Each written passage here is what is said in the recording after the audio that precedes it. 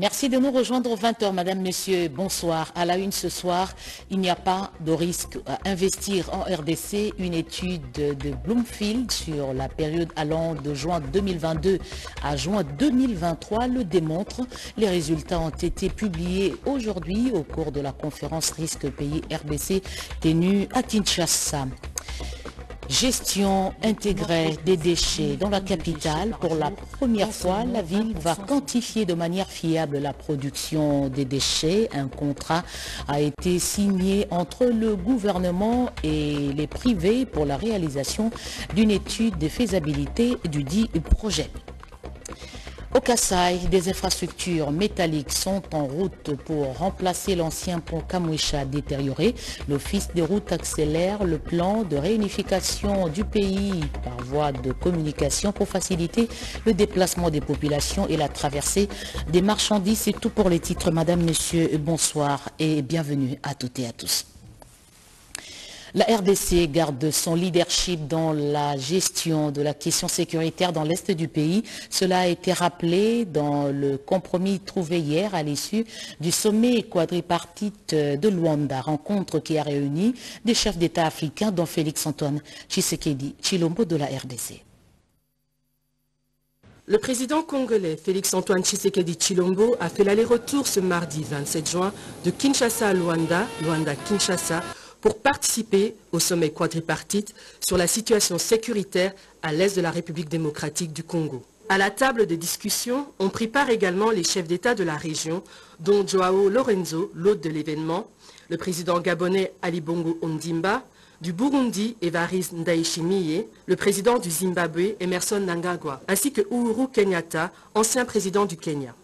Le président Tshisekedi a insisté sur la fréquence de ces sommets, le 5e organisé à Luanda sous la supervision de l'Union africaine avec la coopération des Nations unies et le 2e de cette année 2023. Signe de l'urgence de mettre fin à cette crise qui gangrène l'est du Congo. Durant son allocution, le président a souligné également que la raison même de ce sommet quadripartite est l'application du plan de paix déjà défini et approuvé par l'ensemble de la communauté des nations et de l'Afrique. Selon le communiqué final, le sommet a adopté le cadre conjoint de coordination des initiatives de paix à l'est de la République démocratique du Congo par la communauté de l'Afrique de l'Est, la EAC, la communauté économique des États de l'Afrique centrale, la CEAC, la conférence internationale sur la région des Grands Lacs, la CIRGL, ainsi que sur la communauté de développement de l'Afrique australe, la SADC, et les Nations unies sous les auspices de l'Union africaine. Celui-ci harmonise les initiatives du quadripartite conformément aux instruments et décisions pertinentes avec une répartition claire des responsabilités et des accords délais. On est parvenu à trouver un compromis. La RDC qui est concernée, qui invite, qui est en fait au centre de tout, qui signe les accords, c'est la RDC qui fait la coordination. L'Union africaine de manière spécifique facilite l'harmonisation et la coordination et participe à la mobilisation de ressources à la fois pour le fonctionnement des activités des forces régionales et pour financer l'aide humanitaire à nos compatriotes forcés à l'exil ainsi que pour mettre en exécution les PDD-RCS, le programme de mobilisation des armements, relèvement communautaire et intégration sociale. Le plan d'action conjoint, processus de Nairobi, processus de Luanda, tel qu'il a été adopté l'année dernière, approuvé par le Conseil paix et sécurité de l'Union africaine et la conférence des chefs d'État, soutenu par le Conseil de sécurité, c'est ce plan d'action qui reste l'instrument, le seul instrument, la seule feuille de route à exécuter. Étant entendu aussi que le leadership de la RDC est accepté par tout le monde et que la RDC doit s'approprier le processus de paix dans notre pays.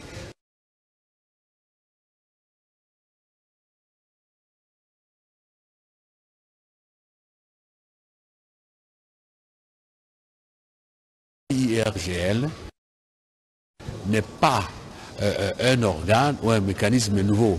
C'est tout simplement une plateforme de concertation et d'harmonisation pour nous permettre justement de savoir qui fait quoi, qui ne fait pas quoi, de manière à éviter la cacophonie, le télescopage et les doubles emplois inutiles. Il est important que l'opinion sache que le travail qui devait être fait par les experts militaires pour définir le cadre, le statut, pour définir les modalités pratiques de déploiement, notamment l'aire de déploiement et voir aussi d'autres conditions de logistique, ce travail est terminé. Il reste maintenant la réunion des chefs d'état-major, la réunion des ministres de défense et finalement le sommet des chefs d'État. Le financement est garanti par notre pays et ici, la SADC a été représentée d'ailleurs. Ce sommet se tient à la demande de la SADC parce qu'elle tient à venir dans des conditions de clarté. La RDC veut être à la manœuvre des opérations pour la restauration de la paix à la partie orientale de son territoire et laisser la gestion des aspects diplomatiques et politiques à l'Union africaine. Car comme le dit l'adage, aux problèmes africains, des solutions africaines.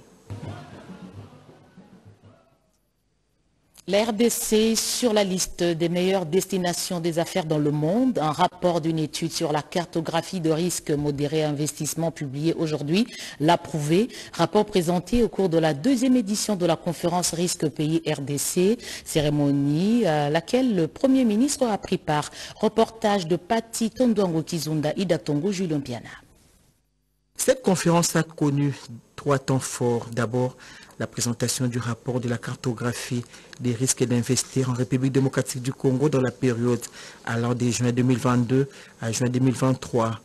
Stanislas Cézé, président directeur général de l'agence Bloomfield Investment Corporation, a noté que la République démocratique du Congo reste dans la catégorie des risques modérés où n'existe pas des risques d'investissement. 3 éléments fondamentaux qui ont permis cette amélioration, c'est la performance extraordinaire de l'économie, c'est la gestion prudente des finances publiques et le renforcement de l'environnement financier en RDC. En réaction à ces rapports, le ministre des Finances Nicolas Kazadi indique que cette meilleure note est une illustration des efforts menés par le gouvernement Sama pour renforcer l'économie congolaise de la manière transversale. Dans son intervention, le Premier ministre, chef du gouvernement, Jean-Michel Sama Lukonde Kyenge, a loué les efforts du gouvernement pour améliorer le climat des affaires. Au-delà des efforts fournis, le développement viendra du secteur privé avec la diversification de l'économie. L'effort du gouvernement pour améliorer non seulement notre climat des affaires, mais surtout notre potentiel d'investissement va dans le sens de répondre à une question sociale du plus haut niveau, celui de la création des emplois et de la création des richesses. Cette conférence Risque Pays de la République démocratique du Congo a été sanctionnée par des échanges autour des 4 panels thématiques. L'état de siège est prorogé au Nord Kivu et en Ituri. Le texte a été adopté à l'issue d'une réunion présidée par le chef du gouvernement. C'est sur instruction du chef de l'État Félix-Antoine Tshisekedi Tshilombo que le Premier ministre et chef du gouvernement Jean-Michel Sama Lukonde Kyenge a présidé ce mercredi 28 juin 2023 une réunion du Conseil des ministres restreint. Et c'est là dans les buts de statuer sur l'adoption du projet d'ordonnance-loi portant prorogation de l'état de siège. Conformément à l'article 48 alinéa 3 de l'ordonnance portant organisation et fonctionnement du gouvernement, modalité de collaboration entre le président de la République, le Premier ministre et les membres du gouvernement, le Premier ministre, après concertation avec le chef de l'État, a réuni le membre du gouvernement pour statuer sur un seul point à l'ordre du jour, à savoir l'adoption du projet d'ordonnance-loi portant prorogation de l'état de siège. Après adoption, ce texte sera envoyé au président de la République pour sa promulgation et va entrer en vigueur au plus tard le 30 juin 2023, a conclu le porte-parole du gouvernement. Merci Patti Tondouango. Ce texte donc a été adopté au Conseil des ministres et attend la prorogation par une ordonnance du président de la République. Démarcation des frontières communes entre la RDC et la République du Congo, éviter des conflits, renforcer les relations pacifiques entre les peuples des deux pays figurent parmi les objectifs des travaux tenus hier. Reportage d'Alain Bikaï. C'est parti pour les travaux de démarcation de la frontière commune entre la République démocratique du Congo et la République du Congo. La cérémonie de lancement de ces travaux a eu lieu le mardi 27 juin au village Tombo-Manyanga du Congo-Brazzaville. Une cérémonie présidée conjointement par le vice-premier ministre de l'Intérieur et Sécurité, Maître Peter Kazadi Kankonde, et son homologue de la République du Congo, Zéphirin Boulou. D'après les experts en la matière, cette opération commune concerne la zone allant de Tombo-Manyanga de la République du Congo jusqu'au village Nimbalimba de la RDC. Dans son mot, le patron de la territoriale de la RDC a salué l'implication des deux chefs de l'État pour la tenue de ces travaux.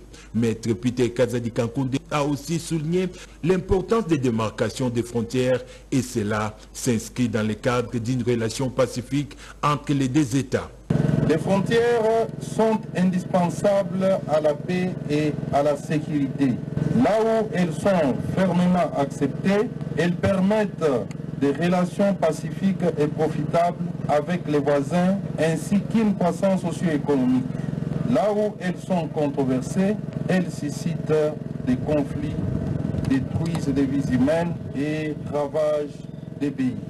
À l'instar de son homologue de Kinshasa, Zéphirin Boulou a expliqué que ces travaux n'ont pas pour objectif d'ériger le mirail pour séparer les populations des deux pays frères. Ici est de signaler que 20 km de frontières ont été déjà démarqués dans le cadre de cette opération grâce à l'appui de l'Union européenne et du gouvernement allemand. Juste après cette cérémonie et un bref entretien avec quelques chefs de la communauté congolaise de Brazzaville, le vice-premier ministre a regagné Kinshasa dans la soirée du même mardi 27 juin. Le village Ntiamfumu à Mwanda au Congo central, menacé par des érosions sur la zone côtière, la Hollande dispose d'une expérience dans la protection des zones littorales.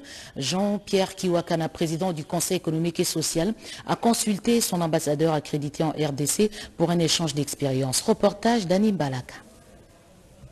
Le village Ntiamfumu, situé à 14 km de la cité de Mwanda, est menacé par des érosions côtières. Selon les experts, la situation est préoccupante. Conscient de cette problématique, le président Jean-Pierre Kiwakana a invité l'ambassadeur des Pays-Bas en RDC, Jodke Opewol, la déléguée générale de Wallonie-Bruxelles à Kinshasa, Catherine Brahe, et la représentante adjointe du PNUD, Rokia Iedieng, pour bénéficier de leur expérience en ce qui concerne la protection des zones côtières afin de proposer un avis avec des solutions pouvant aider à lutter contre les érosions qui menacent cette zone. Nous, en tant que Pays-Bas, il a nous demandé de nous mettre un peu plus dans tout ce qui se passe dans la zone côtière à Mwanda. Mon pays, les Pays-Bas, nous avons une grande expérience dans la protection des zones littorales, côtières, qui sont menacées par les érosions. Et ça, c'est aussi une thématique qui est très proche au cœur du président. Et nous, de notre côté, on a pu organiser une première mission pour faire une analyse de la situation. Alors, je suis aussi très heureux de partager ce fruit, ce résultat de notre coopération aujourd'hui au président. Après 15 ans de bons et loyaux services rendus en RDC, la déléguée générale de Wallonie-Bruxelles à Kinshasa s'est dit fière d'avoir beaucoup appris des Congolais et aussi un honneur pour cette dernière d'échanger avec les conseillers de la République. Processus électoral, les bureaux de réception des candidatures pour la députation nationale restent ouverts jusqu'au 15 juillet prochain. Plusieurs membres de l'équipe de la CENI ont été déployés dans certains coins du pays pour superviser les opérations. Téti Samba fait la ronde dans ce reportage. Ouverts depuis le dimanche 25 juin 2023 à travers le pays, les bureaux de réception et de traitement des candidatures pour la députation nationale sont opérationnels. Dans la province du Bandundu, l'opération a été lancée par le premier vice-président de la CENI, bienvenue Ilanga Limbo. C'est une grande opération qui est très importante dans le processus électoral. C'est pour ça que nous venons en province pour voir comment ça s'organise. Et comme dans les pratiques, les bonnes pratiques, Il était question ici de venir présenter les civilités à l'autorité provinciale, mais aussi se réunir, rencontrer, discuter avec tous ceux qui s'occupent de la sécurisation du processus électoral. Dans la province sud de Bangui, c'est le directeur de cabinet adjoint en charge des questions juridiques de la CENI qui supervise l'opération. Daf Banza a effectué ce mercredi 28 juin 2023 une visite de contrôle technique. Le rapporteur adjoint Paul Moïde Moulemberi est en mission de supervision managériale à Kisongani de la province de la Tchopo. Une autre équipe de la CENI est arrivée ce mercredi 28 juin dans la ville de Kalemi, province du Tanganyika, conduite par Mme Sivebi Rimbano Balume, questeur adjointe. La représentante du président Denis Kadima Kazadi est allée présenter ses civilités au gouverneur intérimaire de province, occasion pour elle de solliciter l'implication personnelle de l'autorité provinciale quant à la sécurisation de cette opération. Nous sommes venus ici aujourd'hui lui donner aussi le programme d'ouverture du CBRTC. Parce que pour la députation nationale, les BRTC sont ouverts ont été ouverts du 26 juin jusqu'au 15 juillet. Et pour la députation provinciale et les conseillers des communes, les BRTC sera ouvert du 3 août au 22 août. Et pour le président de la République, le BRTC sera ouvert du 9 septembre au 8 octobre. 6 candidats ont déjà retiré leur formulaire et un seul parti politique s'est manifesté à l'antenne de Moba ce mardi 27 juin 2023. Il faut noter que l'opération se déroulera pendant 20 jours, soit du 26 juin au 15 juillet 2023. Les bureaux sont ouverts de 8h30 à 16h30. Je l'ai dit au sommaire, assainissement de la ville de Kinshasa. Un contrat vient d'être signé entre la ministre d'État, ministre du Plan Judith Suminwa-Tuluka, avec un groupement des firmes spécialisées dans le développement durable. Objectif, produire une étude de faisabilité du projet de gestion intégrée des déchets. Explication dans ce reportage signé Pompon Umbalandu Joe Patrick Koukou. Kinshasa, 15 millions d'habitants selon une étude récente. Les Kinois produisent 10 000 tonnes de déchets par jour, dont seulement 20% sont récupérés. Fini le tâtonnement en termes de planification. Cet accord signé entre le gouvernement, représenté par la ministre d'État, ministre du Plan, Judith Suminwa-Tuluka, et un consortium, vise la réalisation des études de faisabilité du projet de gestion intégrée des déchets. L'étude, en principe, c'était pour 9 mois. Mais on sait qu'ils vont capitaliser le temps où ils avaient pour faire déjà des investigations. Et je pense que d'ici là, nous pourrons déjà avoir de bons résultats. Ceci est l'aboutissement d'un long processus encadré par OGEC, très actif dans la recherche des solutions pour l'assainissement. Avec les partenaires techniques que nous avons, notamment le groupe MAG, c'est un groupe allemand. Nous avons aussi le West to Haute, qui est une structure italienne. Ces deux structures qui ont une grande notoriété en matière de gestion intégrée des déchets et construction des usines dans plusieurs pays vont donc nous accompagner, donc vont travailler avec nous, et aussi bien sûr en impliquant la ville comme tous les processus avaient aussi intégré les services de l'État, donc pour nous permettre d'avoir finalement des études à proprement parler sur la question. La ville de Kinshasa aura enfin un document à présenter aux partenaires sur la gestion intégrée des projets. Dans son rôle de piloter la planification de l'action gouvernementale, Judith Suminwa attend la production des données quantifiées, fiables pour la production des déchets par commune pilote. Un groupe d'élus nationaux intéressés par des questions de développement des villes a interrogé l'équipe dirigeante de l'OVD sur l'évolution des différents projets de développement. La délégation a été conduite par Déo Koussou. Reportage de José Baïtoambo. Un contraste qui nécessite des explications claires, jadis propre avec des routes susceptibles de rivaliser avec d'autres villes du monde. Le ville de la République démocratique du Congo présente aujourd'hui pour la plupart un visage moins reluisant. Quasiment pas de routes répondant aux normes, moins encore des infrastructures modernes. Les 33 villes de la RDC méritent une véritable cure des jouvences. Ces paradoxes ont-ils été pris en compte par le programme de développement local de 145 territoires? C'est la question posée au président du conseil d'administration de l'Office de voirie et drainage, Martin Chipa Malunganga, qui avait à ses côtés le directeur général Victor Toumba Chikela. À en croire Deo Kossou, élu du Congo central, les villes de la RDC sont de miroirs. Elles méritent des routes et infrastructures routières aux standards internationaux. Nous avons décidé de nous mettre ensemble pour que les développements en matière d'infrastructures en ce qui concerne nos villes soient pris en compte. Nous avons été éclairés, nous avons vraiment eu un échange très fructueux et je pense que même nos électeurs vont se rendre compte que désormais les choses ont changé. Il y a pas mal de projets, de part et d'autre, nous pouvons faire avancer les choses pour que la population puisse vivre dans un certain confort. Là où vous avez des bonnes routes, là où la population circule le mieux, c'est aussi le PIB qui est touché. Ces élus du peuple sont sortis satisfaits de cet échange, du fait que les vastes projets de développement local de 145 territoires prend en compte les volets infrastructures dans son ensemble avec une architecture financière clairement définie. À la une encore ce soir, des infrastructures métalliques sont en route pour remplacer l'ancien pont Kamwesha détérioré au Kasaï. L'Office des routes accélère le plan de réunification du pays par voie de communication pour faciliter justement le déplacement des populations et la traversée de marchandises. Reportage de Blaise Boko-Kiasanza. On ne cessera jamais assez de le dire. Le bac et les ponts sont des ouvrages qui contribuent efficacement au prolongement d'une route. Et la nécessité d'accorder une attention particulière s'avère impérieuse. Le pont Kamwesha, situé dans la province du Kasaï, en est une illustration éloquente. En dégradation très avancée, ce pont sera bientôt revêtu de sa nouvelle robe. L'acheminement des éléments du pont, grâce à la volonté politique des chefs de l'État, en dit tout. Du coup, Tomoni un pont au chef de l'État, l'Ingibiso na Kasaï. En tout cas, félicitations à chef de l'État.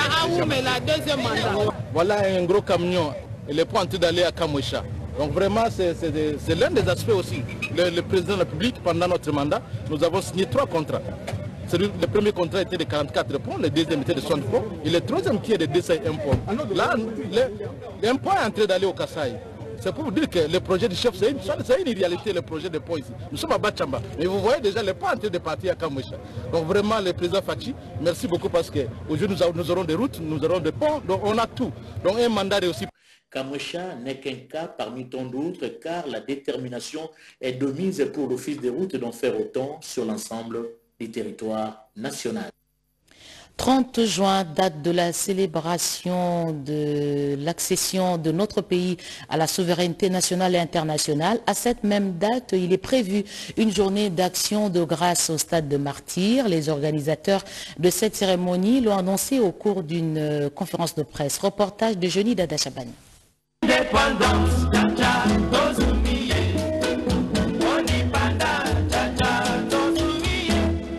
Le 30 juin, jour de l'indépendance du pays, sera marqué cette année 2023 d'un cachet spécial. Le chef de l'État, Félix-Antoine Tshisekedi Tshilombo, va pour la seconde fois dédier la République démocratique du Congo à Dieu. C'est au cours de la journée nationale d'action des grâces au stade des Martyrs. En prélude de la journée, le comité organisateur a tenu une conférence de presse, question d'éclairer l'opinion sur les dispositions prises. C'était en présence du conseiller spécial du chef de l'État en matière de culte, Théo Chilumba. Pasteur Jacques Kambala Tshilombo, coordonnateur adjoint des CCM, spécifie l'objectif de ces cultes. Ce qu'on a voulu dire à la population, c'est que ce 30 juin, nous nous retrouvons tous au stade des Martyrs dans la prière nationale, où on va prier ensemble avec le chef de l'État pour lui dire merci à Dieu pour toute l'année, tout ce que Dieu a fait depuis 2019, qu'on lui a dédié la nation jusqu'à aujourd'hui, mais aussi solliciter la faveur divine là où on a mal fait les choses. Pour des raisons de sécurité, nous voulons que les noms des gens qui vont entrer dans le bus soient bien enregistrés et il y a des portes allouées à chaque délégation venant selon le coin d'où ils viennent. Nous voulons garder le stade propre, que tout le monde ait l'obligation d'un devoir civique de bien respecter le bien commun. Parlons de nous dans cette édition d'information. La RTNC se modernise de nouveaux équipements acquis pour améliorer la qualité des productions. Ces équipements sont arrivés sur notre site. Voici ces images. La promesse du chef de l'État se concrétise. Le train de la modernisation de la RTNC est déjà sur les rails. 2 quarts des reportages, des régies mobiles, des caméras et autres matériels dernier cri ont été finalement acheminés dans les installations de ces médias publics. C'est l'assistant principal de Madame le directeur général de la RTNC qui, en son nom, a réceptionné ces lots de matériel. C'est en présence des agents et cadres de la RTNC. Ces premiers lots de matériel est arrivé à Kinshasa depuis le vendredi dernier, en provenance de Bruxelles. Le deuxième lot est attendu dans quelques jours. Avec ce geste, l'approche changement des narratifs prend de plus en plus corps pour tordre finalement le cou aux mauvaises langues. C'est grâce au président de la République qui nous a accompagnés dans ce grand travail de la réforme de la radio-télévision nationale congolaise. Ici, nous voulons exprimer toute notre gratitude à son endroit, au nom des agents et cadres de la RTNC, parce qu'enfin, les cars attendus sont en train d'être réceptionnés à Kinshasa. Il est vrai que le gouvernement également nous a accompagnés parce que dans les nombreuses démarches que nous avons entamées, ils nous ont accompagnés pour que toutes les démarches qui sont requises soient réalisées et nous faciliter d'accéder à tout ce matériel. Autre chose, contribuer aux objectifs communs dans le développement de relations économiques et commerciales entre la Chambre de commerce arabo-américaine et la Chambre des mines de la République démocratique du Congo. Un partenariat vient d'être scellé entre les deux parties. Détail Mireille Ndekesi-Luvundi. Merci beaucoup.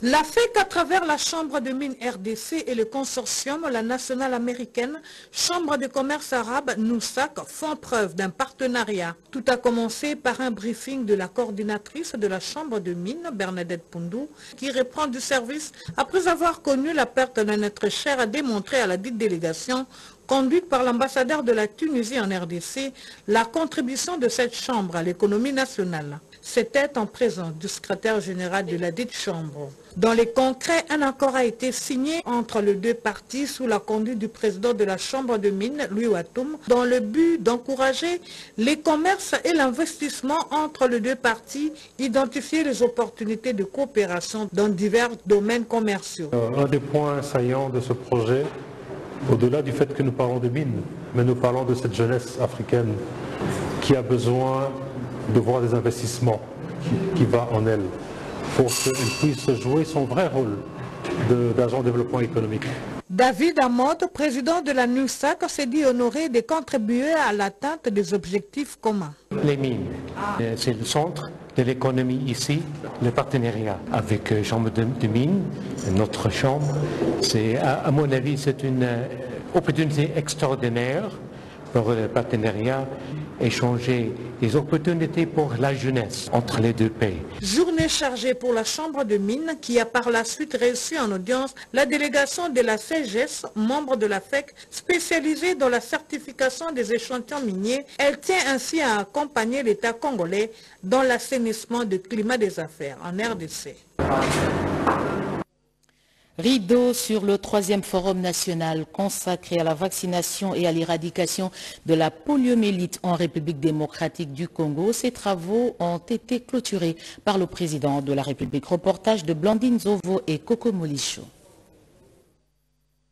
En République démocratique du Congo, un enfant sur 5 n'a jamais reçu aucune dose de vaccin et un enfant sur 3 n'a pas suivi son calendrier complet de vaccination alors que le vaccin sauve des vies, surtout celles des enfants. Voilà pourquoi il est important d'investir dans ce domaine. Le 3e Forum national sur la vaccination et l'éradication de la poliomyélite en RDC s'est fixé comme objectif d'atteindre d'ici 2027 au moins 75% de couverture vaccinale complète pour les enfants avant leur premier anniversaire. La disponibilité des vaccins, le financement régulier des activités de vaccination et l'insécurité dans certaines provinces, autant de défis à relever parmi tant d'autres. Devant le chef de l'État, venu personnellement présider la cérémonie de clôture des travaux de ce forum, le ministre de la Santé publique, Hygiène et Prévention, Dr Roger Kamba, évoque la construction de 1000 hôpitaux prévus dans le cadre du programme de développement local des 145 territoires initié par le président de la République, qui fera sans nul doute booster le pays vers cet objectif sanitaire majeur. La RDC est passée parmi les pays en tête en Afrique et vous avez été déclaré champion de la vaccination suite à cet engagement qui a fait venir tous les gouverneurs de province lors du premier forum. Et vous avez maintenu cela en dehors de l'épisode Covid où nous n'avons pas organisé lors du deuxième et du troisième forum. Aujourd'hui, Monsieur le Président, vous avez décidé, dans le cadre du programme de 145 territoires, de bâtir plusieurs centres de santé et il y en aura avant la fin de l'année 1000 au total. Beaucoup sont déjà livrés et c'est autour de ces centres que nous allons bâtir le système de soins de santé primaire. Un honneur pour le garant de la nation qui a inscrit la couverture santé universelle parmi les priorités de ses actions à la tête de la République démocratique du Congo. Estimant que la vaccination est l'un des moyens les plus sûrs et les plus efficaces dans la prévention de la santé des enfants, le président de la République a insisté qu'elle demeure l'une des priorités contraignantes au niveau du gouvernement central et souhaite que cela soit également dupliqué dans toutes les provinces. Je suis heureux de vous dire que le gouvernement a honoré les engagements pris pour l'achat de vaccins chaque année et sera en mesure de le faire cette année aussi.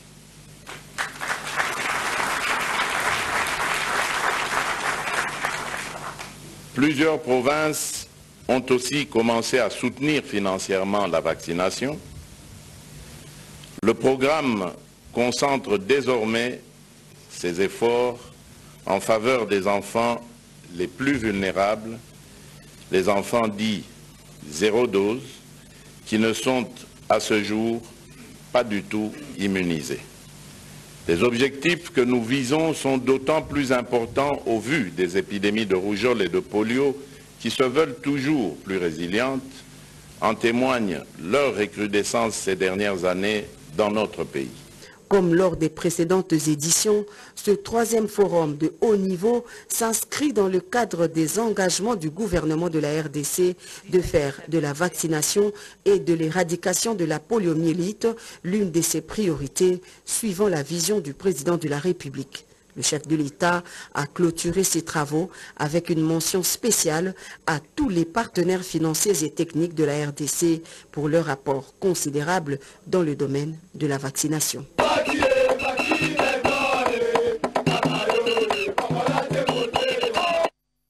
Politique, l'UDPS se prépare aux prochaines échéances électorales. Le secrétaire général du parti présidentiel a sensibilisé les cadres et combattants de l'UDPS. Reportage de Alain Bikaï.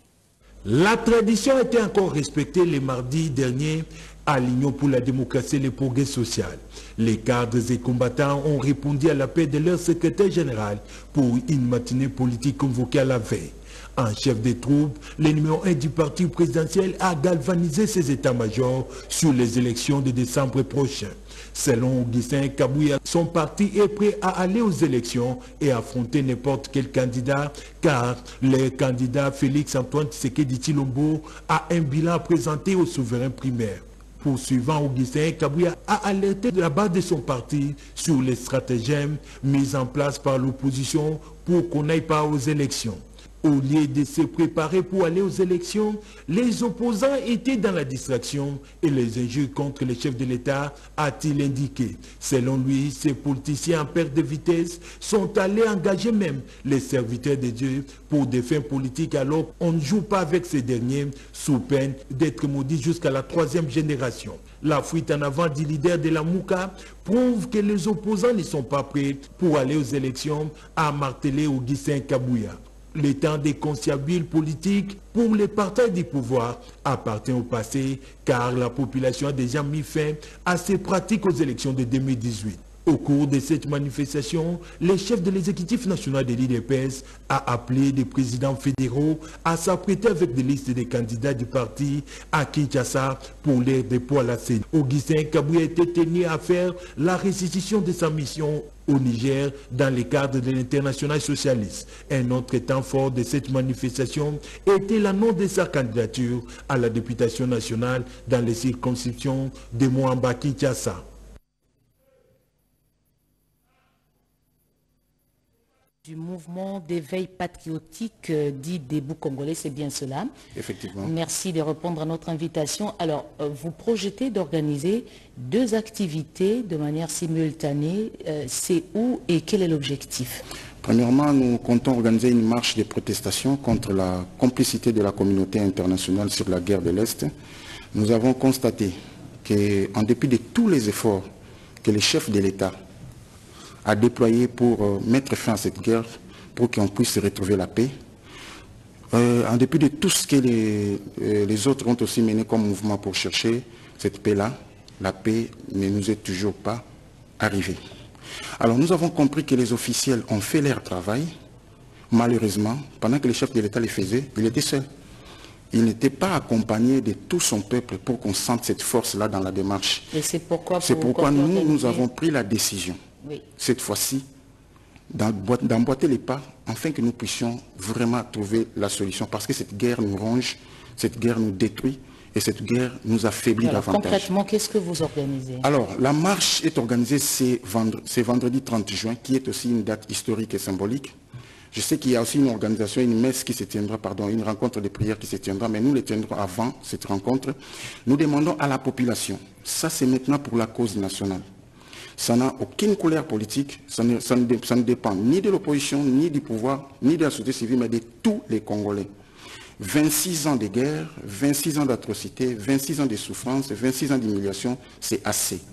Nous devons nous lever, tous comme un seul homme, pour bouter l'ennemi hors de notre territoire. Comme on a constaté que dans cette guerre, il y a une complicité de la communauté internationale, nous nous sommes dit ceci. Nous voulons leur dire que nous commençons à perdre patience et que nous commençons à leur donner maintenant un ultimatum.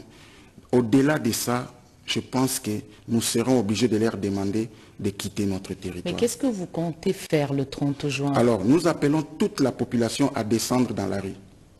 Nous marcherons avec des banderoles sur lesquelles nous inscrivons clairement que dépasser la date du 20 juillet, si nous ne récupérons pas tous nos territoires occupés par le Rwanda et l'Ouganda avec leurs complices, nous demanderons aux institutions des Nations Unies qui devaient nous aider à régler ces problèmes et l'Union européenne de quitter notre territoire. Pour Kinshasa, le oui, nous allons chuter au Palais du Peuple. C'est à partir du Palais du Peuple que nous allons lancer ces messages. Merci.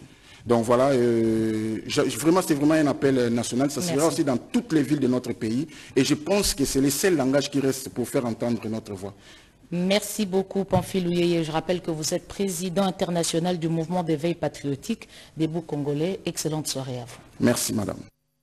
Fin de ce journal, madame, messieurs, merci de l'avoir suivi à travers le pays. Retrouvez à 23 h un nouveau journal avec José Baïtouambo. Demain 20 h, Sandra Nyangitabou.